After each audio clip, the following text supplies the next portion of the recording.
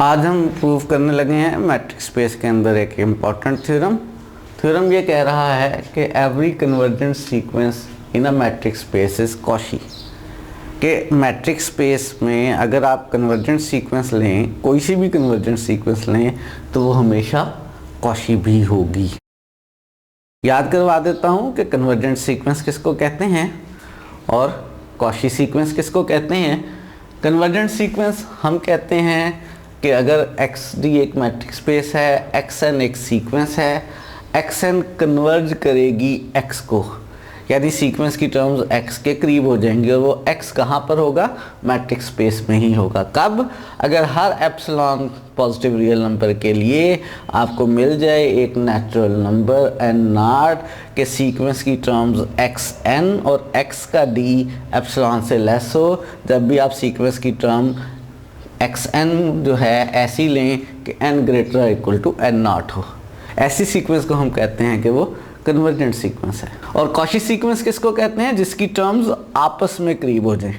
ऐसी सीक्वेंस जिसकी term XN और XM का D हर एप्सिलॉन से लेस आ जाए और हर एप्सिलॉन पॉजिटिव की दफ़ा आपको नेचुरल नंबर n0 मिल जाए कि सीक्वेंस की टर्म XN और XM का D एप्सिलॉन से लेस हो। जब भी आप n और m आप क्या लें, n0 या n0 से ग्रेटर लें। इस वक्त हमें थ्योरम में गिवन है कि सीक्वेंस कन्वर्जेंट है, यानी सीक्वेंस की टर्म्स एक नंबर के करीब हो रही हैं। प्रूव ये करना है कि सीक्वेंस की टर्म्स आपस में भी करीब हो रही हैं, यानी सीक्वेंस कॉशी भी है। लगता तो है ऐसा ही है।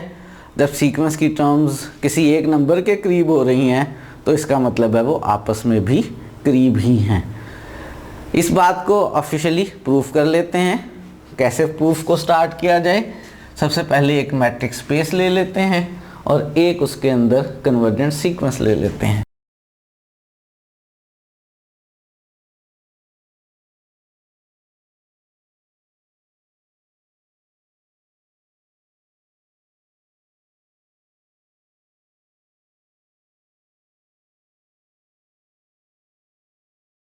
हमने मैट्रिक्स स्पेस ले ली एक XD, एक इस मैट्रिक्स स्पेस में XN सीक्वेंस ले ली जो कन्वर्जेंट है, और ये भी सपोज कर लिया कि ये एक नंबर X को कन्वर्ज कर रही है। हमने सीक्वेंस ले ली है जो कन्वर्ज कर रही है और X को कन्वर्ज कर रही है। इसके कन्वर्जेंट होने का इस्तेमाल करते हैं। क्या इस्तेमाल है? डेफिनेशन के मुताबिक for every epsilon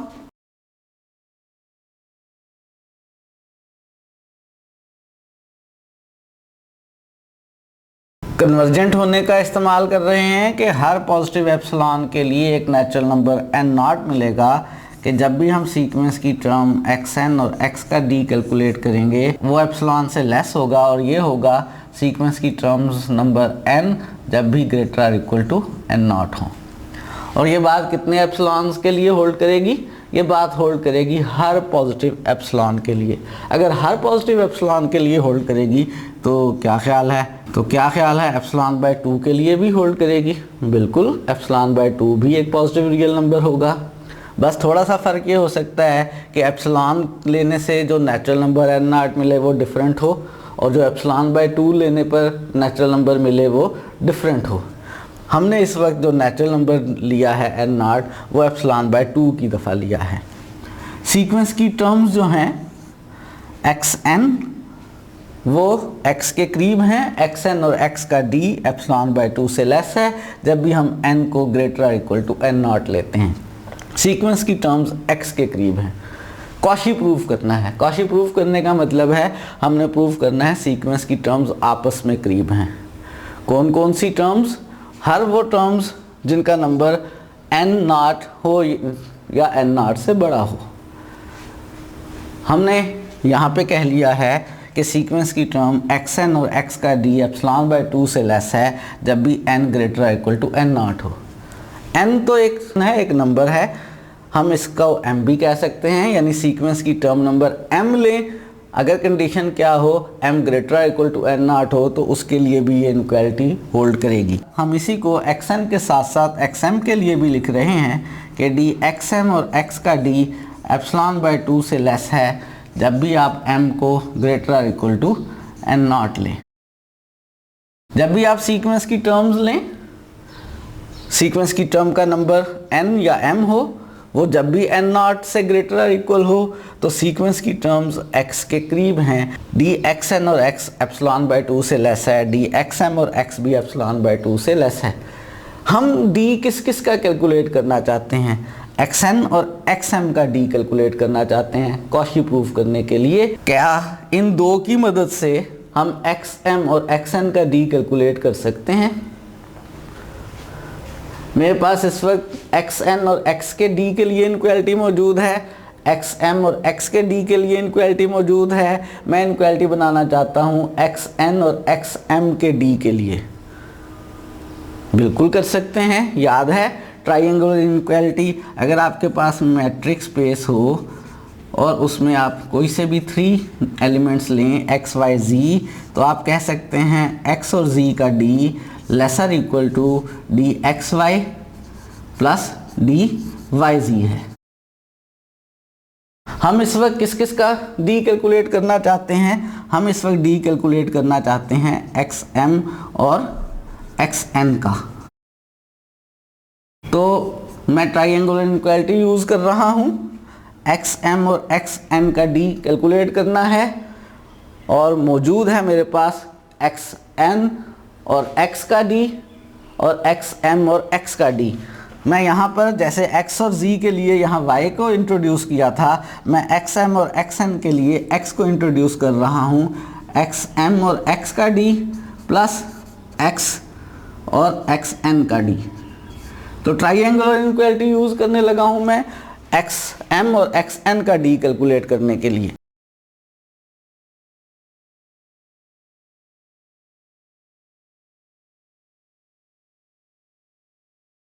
triangular inequality से मैंने डी xm xn लिख लिया lesser equal to D of xm x plus D of x xn। xm और x का d लेस है एप्सिलॉन बाय 2 से, x और xn का d लेस है एप्सिलॉन बाय 2 से।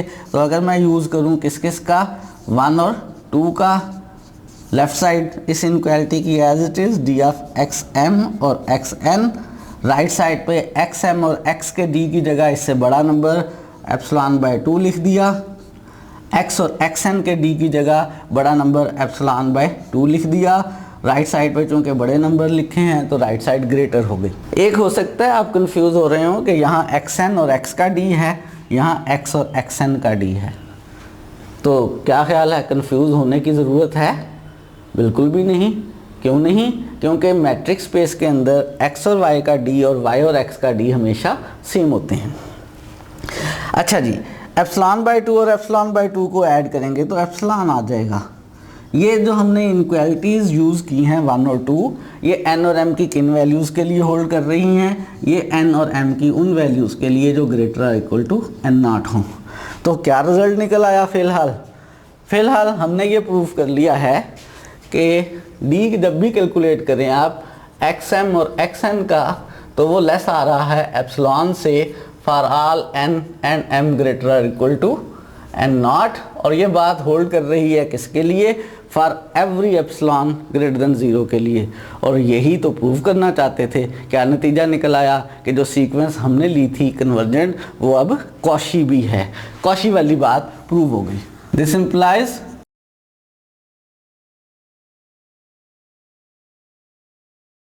तो हमने प्रूव कर लिया कि अगर हमारे पास एक मैट्रिक्स स्पेस हो, उसमें कोई सी भी आप कन्वर्जेंट सीक्वेंस लें तो वो श्योरिटी है कि कॉशी भी होगी।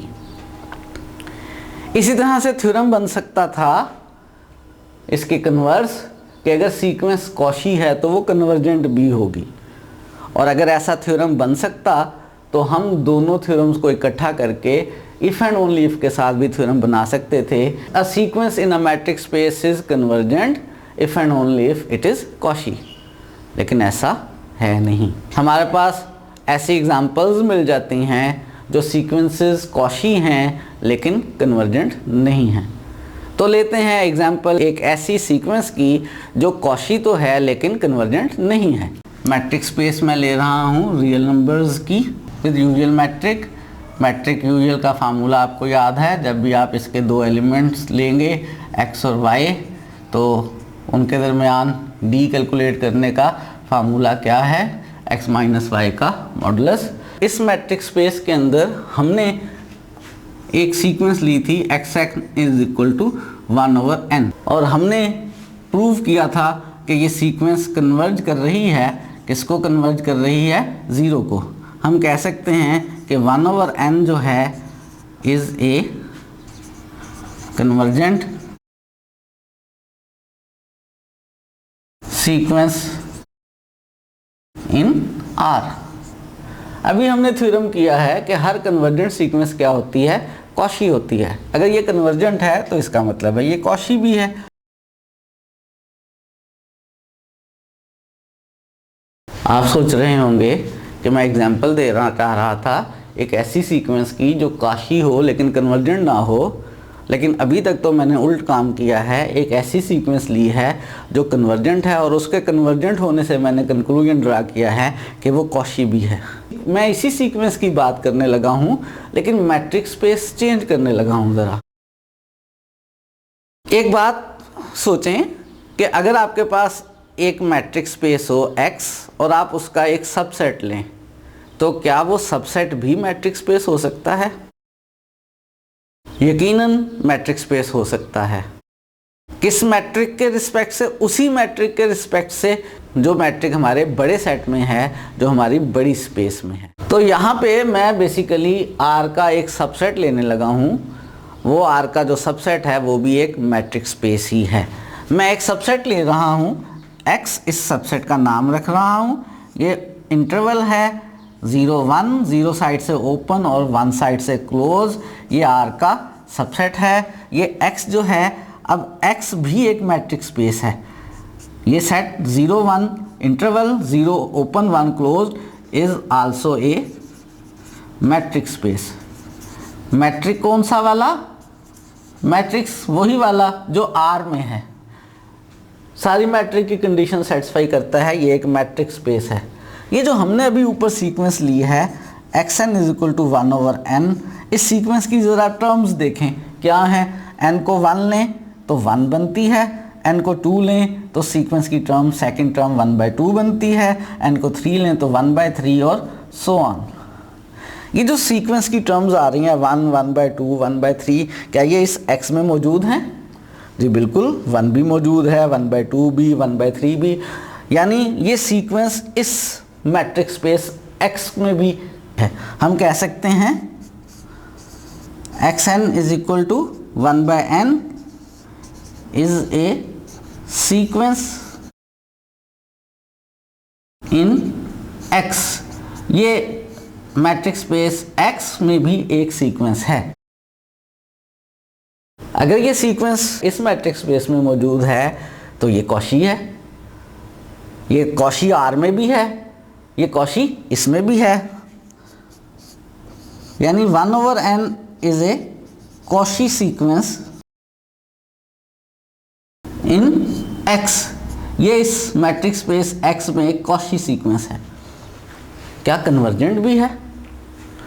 हाँ, ये R में कन्वर्जेंट थी, 0 को कन्वर्ज कर रही थी, इसमें भी कन्वर्जेंट है, ये 0 को कन्वर्ज कर रही है। क्या 0 इस मैट्रिक स्पेस में मौजूद है? 0 इस मैट्रिक स्पेस में मौजूद नहीं है। सीक्वेंस सेम है, R में ली जाए तो कन्वर्जेंट है, वही सीक्वेंस अगर आप इस मैट्रिक स्पेस X में लें तो कन्वर्जेंट नहीं है, क्योंकि ये सीक्वेंस जिस नंबर के करीब हो रही है वो नंबर हमारी मैट्रिक स्पेस में मौजूद ही नहीं है। हम कह सकते हैं कि 1/n is not a convergent sequence in matrix space in X, जो X किसके इक्वल है? 0 ओपन और 1 क्लोज इंटरवल के। तो 1/n हमने एक सीक्वेंस ली है, मैट्रिक स्पेस हमने ली है X 0 1, ये सीक्वेंस 1/n इस मैट्रिक स्पेस में कॉशी है, लेकिन ये इस मैट्रिक स्पेस के अंदर कन्वर्जेंट नहीं है। जब भी किसी सीक्वेंस के कन्वर्जेंट होने की बात करते हैं तो साथ किस मैट्रिक्स स्पेस की बात कर रहे हैं, ये बहुत ज़रूरी बात होती है। तो ये सीक्वेंस कॉची तो है, लेकिन ये सीक्वेंस कन्वर्जेंट नहीं है। कौन सी मैट्रिक्स स्पेस में? मैट्रिक्स स्पेस 0 1 में। मैंने गो के इस सीक्वेंस के कॉची होने का रिजल्ट ड्राइव किया है इसके कन्वर्जेंट होने की मदद से R में रहते हुए।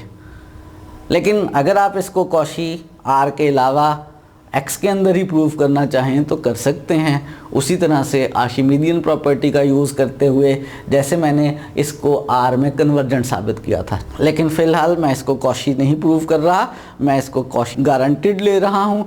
तो फाइनल कंक्लूजन मेरा बस ये है कि हमने एक मैट्रिक्स स्पेस के अंदर एक सीक्वेंस ली है जो कॉची है लेकिन कन्वर्जेंट नहीं है। तो याद रहे, हर कन्वर्जेंट सीक्वेंस तो कॉची होती है, लेकिन हर कॉची सीक्वेंस का कन्वर्जेंट होना ज़रूरी नहीं होता है, और ये बहुत इंपॉर्टेंट प्रॉपर्टी है। कुछ मैट्रिक्स स्पेसेस ऐसी होती हैं जिनमें ये खूबी मौजूद होती है कि उनकी हर कॉची सीक्वेंस भी कन्वर्जेंट होती है, और कुछ मैट्रिक्स स्पेसेस ऐसी होती हैं जिनमें ऐसी कॉची सीक्वेंसेस भी मिल जाती हैं जो कन्वर्जेंट नहीं होती हैं। लेकिन ये बातें हम करेंगे आने वाले दिनों में। आज के लिए बस इतना ही।